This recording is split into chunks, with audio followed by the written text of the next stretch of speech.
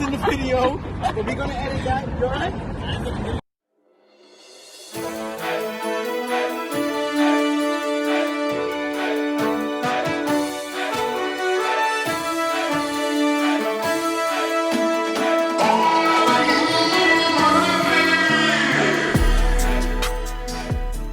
What up, world? Did you miss me? I'm back like I never left. Thank you for tuning in to another installment of Durag News, where we keep it real and raw with a slight bit of humor. I'm your lead anchor, Rich Freeman, here to give you the scoop on what the fuck is going on out in this world. Stay tuned. A group of black families pooled their resources and purchased 97 acres of land in Wilkinson County, Georgia. This is an amazing achievement that will start a trend that is needed in the black community. This form of group economics will be able to give those 19 families the freedom to do whatever they want on their own land. And most importantly, now they're going to own their own agriculture. Ashley Scott was the real estate agent from Georgia who saw that the 97 acres of land was an opportunity, and she hopes that it will be a thriving safe haven for people of color, but for black families in particular. Some might suggest that it's only 97 acres of land and it's not that big, But to those folks that would think that, I say it's a great start. And with this 97 acres of land, think about it. You can create your own union and have 19 families come together and turn that land into a new age Wakanda in Georgia. But think about this. Land is one of the few commodities that retains its value over large periods of time. And it literally will allow you to eat the fruits of your labor. If you start a garden and build a farm, you got crops to eat and sell. Dr. Claude Anderson, the author of Powernomics, says that wealth of the nation is stored in the land. If you don't own any land, you have a tougher time building generational wealth. So like I say, let's keep this trend going. I've been saving up to buy some land myself, so who's with me? Let's pool our resources and get this land. Let me know, hit me up. For the past 20 years, we have been hearing the term climate change, and ironically, it's around election time. The election is less than 2 months away, and here we are talking about climate change again.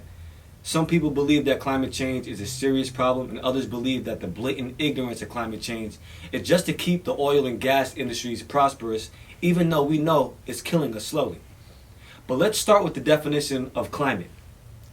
Climate, according to dictionary.com, is the composite or generally prevailing weather conditions of a region, as temperature, air pressure, humidity, precipitation, sunshine, cloudiness, all this good stuff. And we obviously know the definition of change, right? I hope you do. But I wanted to break down this notion that climate change is a myth. According to the Department of Environmental Conservation, the average temperature in New York State has risen 2.4 degrees Fahrenheit since the 70s. And temperature have increased in all regions of New York State. New York is getting more rain and snow in the winter and less in the summer. By the year 2100, sea levels would be 18 to 50 inches higher than today along New York's coastline. This is because warming temperatures brought on by the burning of fossil fuels. I just provided all these facts to debunk the theory that climate change isn't real. So why does President Trump keep denying it? We want to work with you to really recognize the changing climate and what it means to our forests.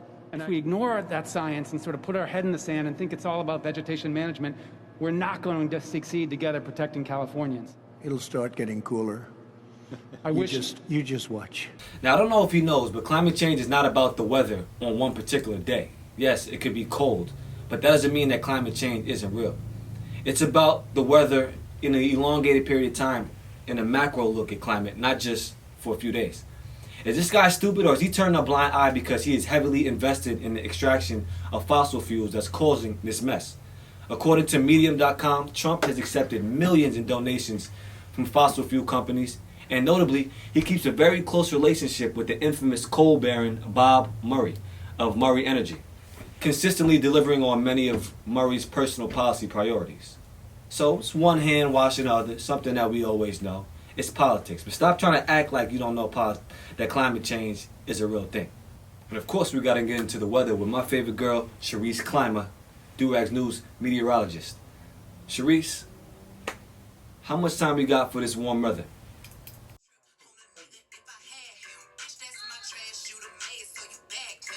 I'm a savage. Yeah.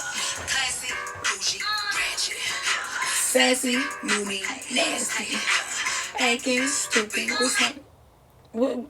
Why did you just cut? I was just getting started. It's my new theme song. Do you like it? We're actually never gonna be playing that again. We're actually live in 5, 4, 3. I don't care what Chris says. I'm a savage, and everyone knows who watches. But what's up, everybody? It's me, Charisse, your weather reporter, here with always the latest on these crazy, crazy disasters. It's officially fall, y'all. Thank God. Good riddance to the heat. Won't miss ya. But that doesn't mean we're out of trouble yet. But first, let's take a look at the weather for the upcoming week. In the New York area on Friday, you will be experiencing a high of 80 with a low of 61 and partly cloudy. On Saturday, it's a high of 76 with a low of 65, also partly cloudy. Sunday, we have another 80-degree day, y'all, with partly cloudy and a low of 67. Monday, we're dropping down a little bit to 77 with a low of 63. And Tuesday, a high of 73 and a low of 60. Wednesday, 73 as well with a low of 56, so it'll be a little break then. Damn, didn't I say good riddance? New York, you really be playing with me. But before I get started, I want to say this. I told y'all in the beginning to reuse, recycle, repurpose, right? So why is the North America burning like crazy? Well, because the land is so dry from not receiving rain for months due to global warming and the people, and cannot survive healthy anymore. So what you're seeing is the amount of dryness and how serious it is. As of September 21st, and according to the NIFC, there are nearly 32,000 firefighters and other supporters to fight these wild things. Currently, there are 78 burning fires and close to 4 million acres gone. What the fuck? This is scary. I feel every time I update, there's more and more. It's insane. But there's a donation tab, which is beneficial to everyone, and there are people as well. Aside from this wild thing spreading right now, the Atlantic hurricane season 2020 is far from over. It is estimated that the recent Hurricane Sally will damage up to a total of $8 to $10 billion. Goddamn! And we have to stay safe from COVID-19. Awesome. But the National Hurricane Center is still monitoring the other upcoming storms, the most concerning of which are Hurricane Teddy and Tropical Storm Beta. Sadly, almost 125 people have lost their lives so far in the 2020 hurricane season. And because of that, there has been an emergency declaration that allows local or state government to use resources to respond, but does not implicate any federal spending. This will help our people in the need during all these stressful times, thank God. And let's head over to the country of Sudan. Since July, ongoing flooding has led to death and destruction, including damage to homes, crops, and infrastructure. According to the government's Humanitarian Aid Commission, or HAC, more than 770,000 people living in the 17 of Sudan's 18 states have been affected.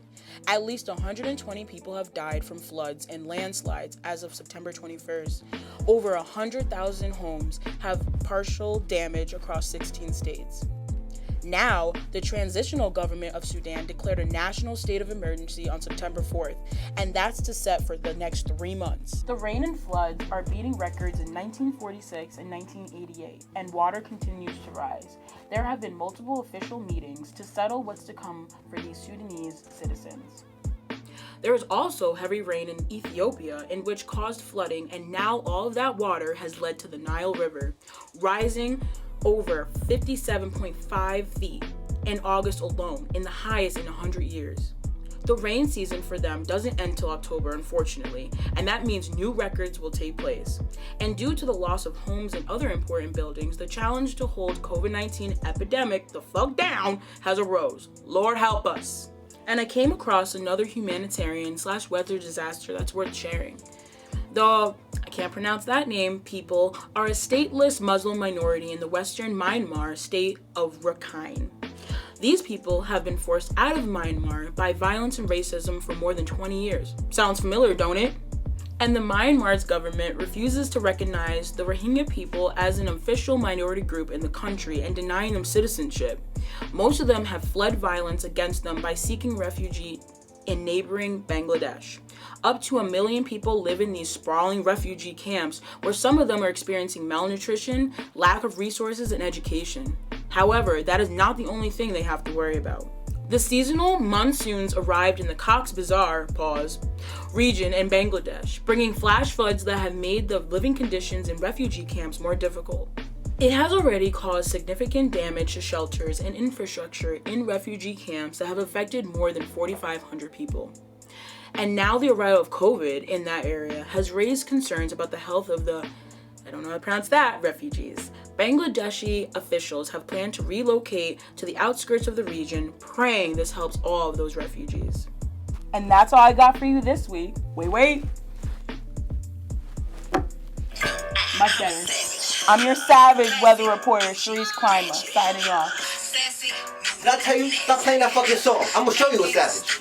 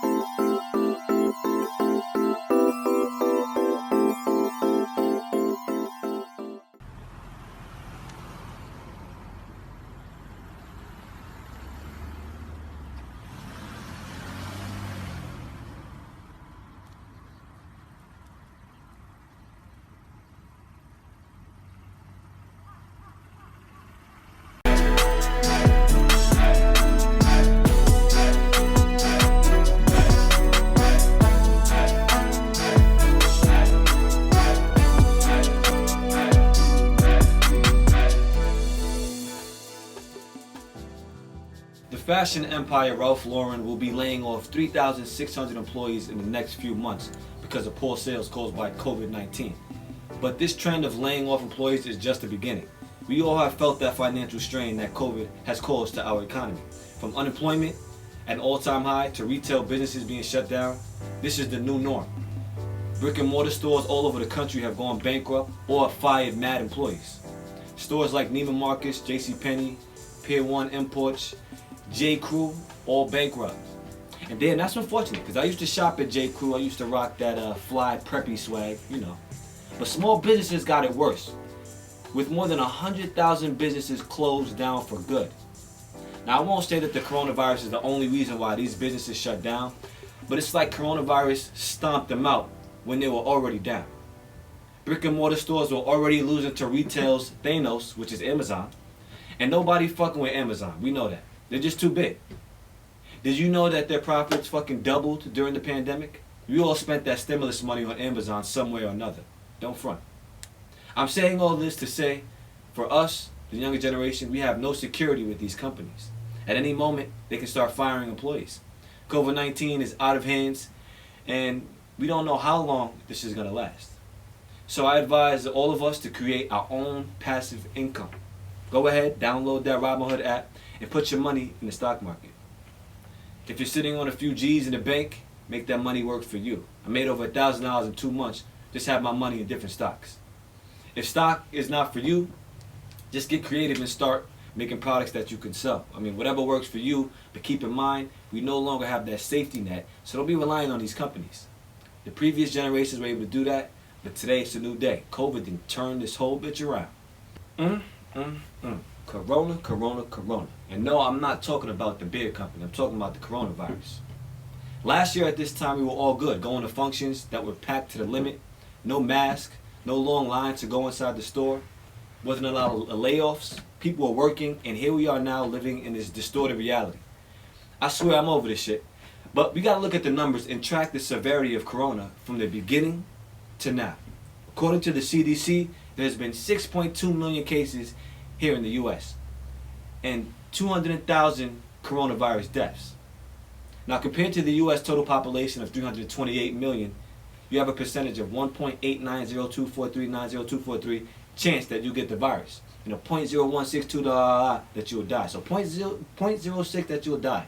So you mean the economy, education, agriculture, and our social life is being dictated by a virus that has killed less than pneumonia.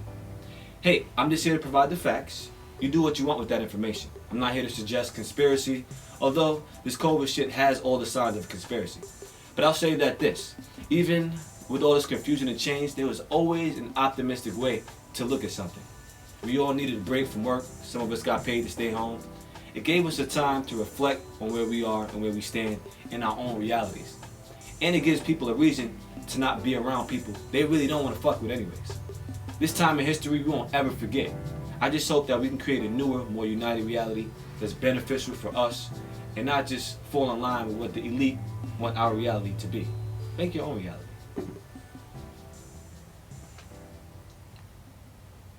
And now it's time for one of our newest segments with Dolly V, Durag and Film.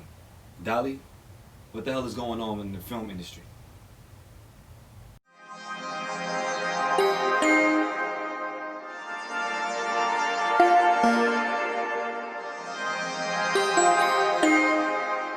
Hey Duraggers, it's your girl Dolly V, and I'm back with another segment of Durag and Film, where I bring to you trending films and shows for you to enjoy at home.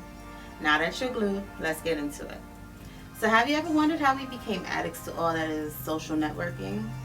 Described as a documentary drama hybrid, the tech experts to social magnets such as Facebook, IG, Medium, Twitter, YouTube, Reddit, you name it, come together to blow the whistle on their own creations in the social dilemma. It's like the Watergate, Pizzagate of social networking, y'all. Now, this is a must-see for all of us because social media is like definitely taking precedence in society today. So it touches topics like the division of nations, countries, their citizens, increases in mental ailments such as depression, anxiety, suicide. Oh, and guess what? The possibility of a civil war. All in all, it definitely intrigued me. Like, I'm still trying to figure out if they are sincere in their confessions, you know, or like, are they trying to wash their hands? I mean, they did predict a civil war and these things are their creations. But I think it's something that you guys should definitely tune in and check out, streaming on Netflix now. Next up, just in time for October, we have the Korean horror film Alive, directed by Cho, starring Yoo Ah-in and Shin Hae. Now, if I messed that up, so if you enjoyed Train to Busan, which everybody knows is like this crazy thriller zombie movie, you'll basically love this one, where a pandemic takes over. Our lead Ayin basically wakes up to a pandemic as the virus takes over the country, turning its citizens into super-paced zombie cannibals. So when you're watching movies, have you ever like sat and planned what you would particularly do during the zombie apocalypse? Well, that's the way this movie revolves around from the point of view of the main character. And we're basically realizing that things that we plan, that's not how it happens. Life never goes the way we plan. Without a way to acquire food and water, we find our guy struggling to stay alive. And just when we're like, yep, it's a wrap for him, boom, we meet another survivor across the way. Cliche as ever, we get a little love action going on, I guess. But when you're the last two living people in the community or the country, what choice do you really have? So tune into that. That's streaming on Netflix too. Finally, we have the controversial trending film, which has caused the hashtag cancel Netflix from CUTIES. It's basically a coming-of-age story for a group of young friends, and the movie has drawn quite some attention with particular scenes and its promotion. So, instead of reviewing this one, I want you Duraggers out there to chime in with your reviews in the comments below. Should Netflix really be canceled, or are we dragging it like we weren't kids too? That's all for this week's edition, y'all. Thanks for joining me, Dolly V. Till next time, Durag and Film.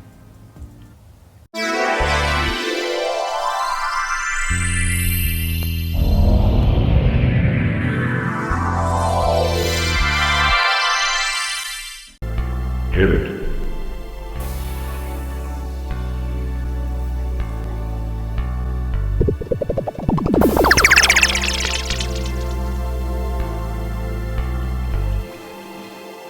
Oh my goodness.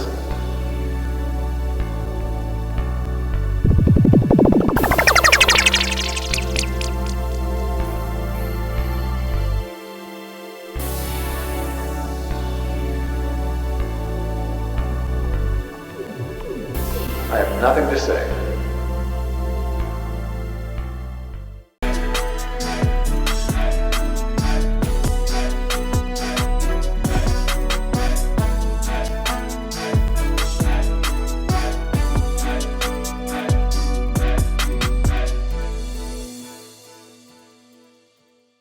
Michael Bloomberg and other donors have donated over $20 million to the Florida Rights Restoration Coalition.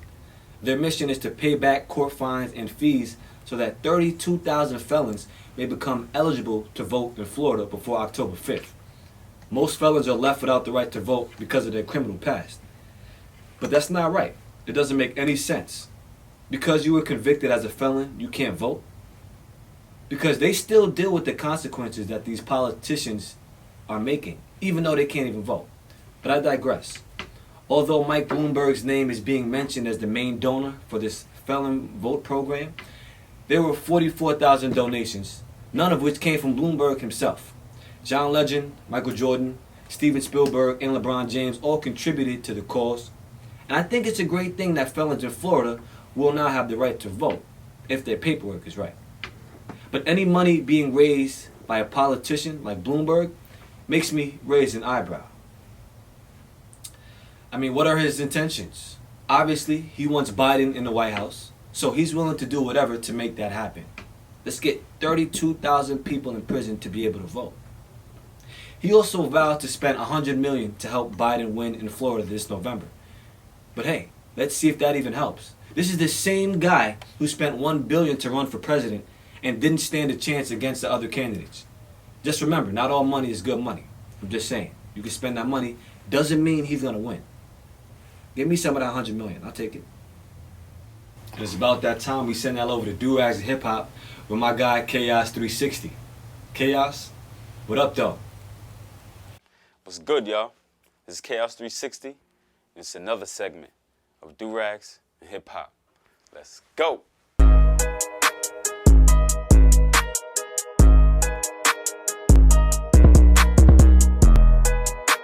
Today, we'll be shouting out a Long Island artist, One Take Carter. Go check out this new video he's featured in. See Millie, homies. Shit's fire. Do your thing, brother. Don't hit up my phone, my shit on do not disturb.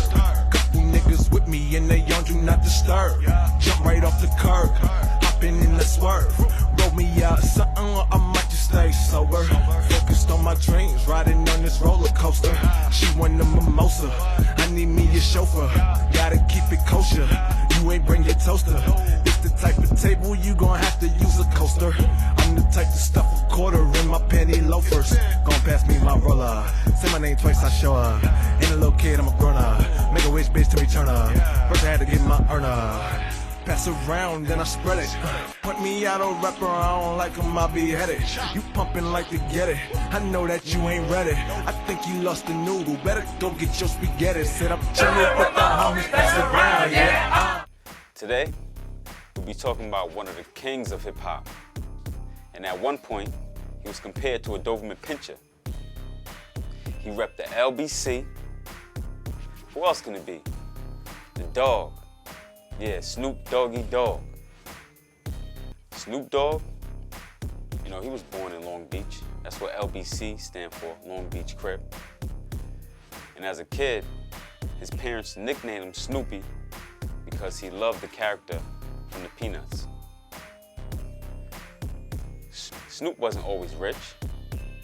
He grew up going through hard times, just like everybody else.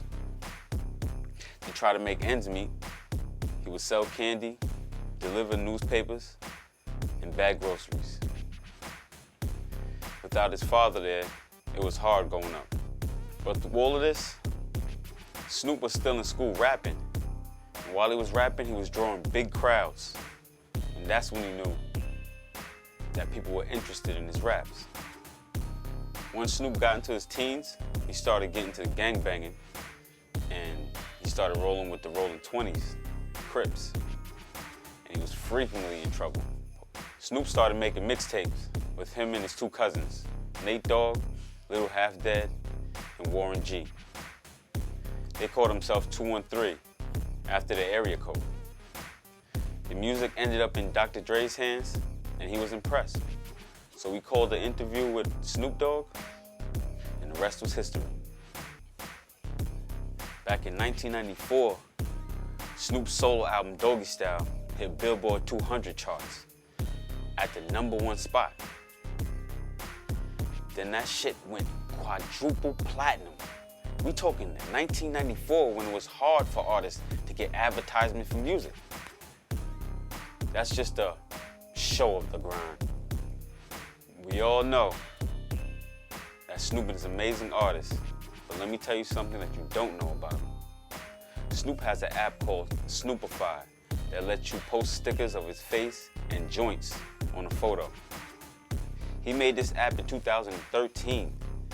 In 2015, it generated 30,000 every week. He has his own weed called Leafs by Snoop. And he even has his hand in video game business. He created his own esports league and named it Gangsta Gaming League.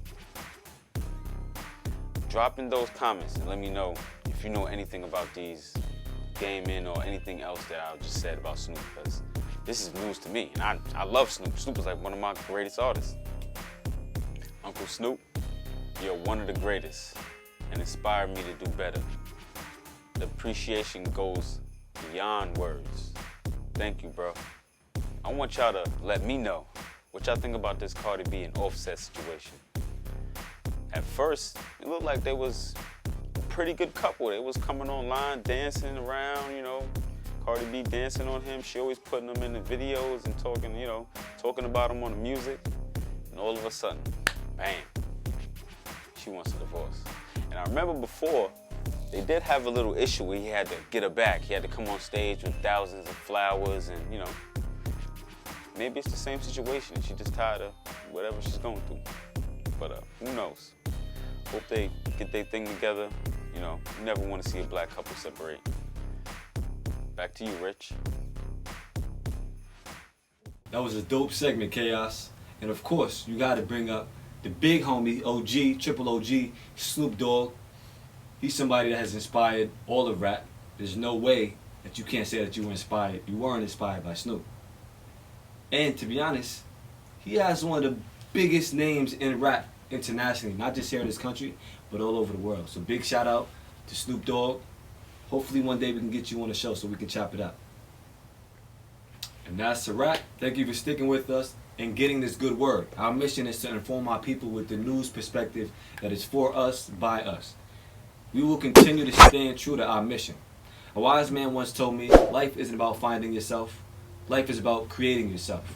Don't be afraid to shed older habits that do you no good, just because you're intimidated by the opinions of others. Fuck them. And of course, keep that Durag energy strong. I keep my Durag cape waving in the back. See that?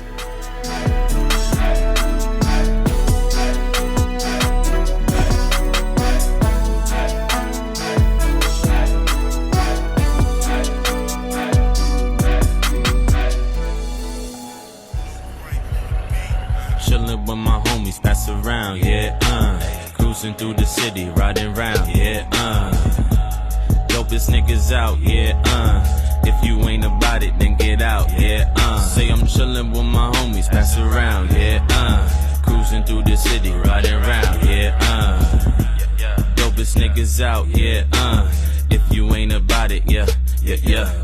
Circle around the block so they could get a chance to listen. They been rocking from the jump, first way to catch attention. Now the present's still the launch pad, I'm plotting for the mission. To shake the Richter up till the Brodies pay attention. Never slipping, still committed to the end game I predicted. Having queen bees round me like the Prince of Egypt. So-sos and promos, got them all misguided. Waiting for the Photoshop kid to whip and pop it. Now allow the flow to take your soul and take you on a journey. Timmy, Oz, Pac, Nas, and the one and only. With the poetry I'm supposed to be hitting all these higher trees, but I had